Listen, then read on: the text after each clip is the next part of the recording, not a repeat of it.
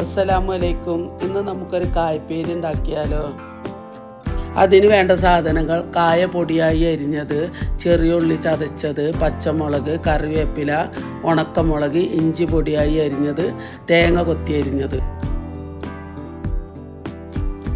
ഇനി ചട്ടിയിലേക്ക് എണ്ണ ഒഴിച്ച് ഉഴുന്ന്, കടുക്, പൊടിയായി അരിഞ്ഞ ഇഞ്ചി, തേങ്ങ കൊത്തിട്ട് നന്നായി മൂപ്പിച്ചെടുക്കുക.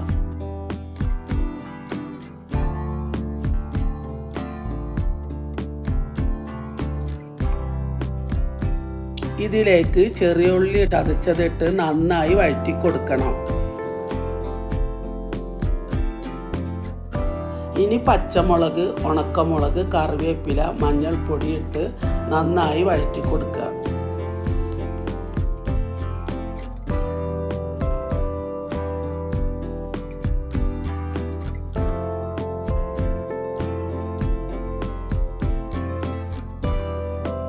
ഇനി കായ ചേർത്ത് എല്ലാം കൂടെ നന്നായി ഇളക്കി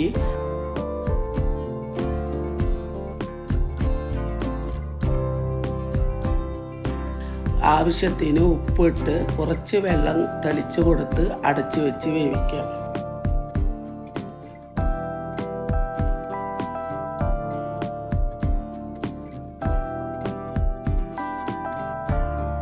ഇടയ്ക്കൊന്ന് ഇളക്കി കൊടുക്കുക.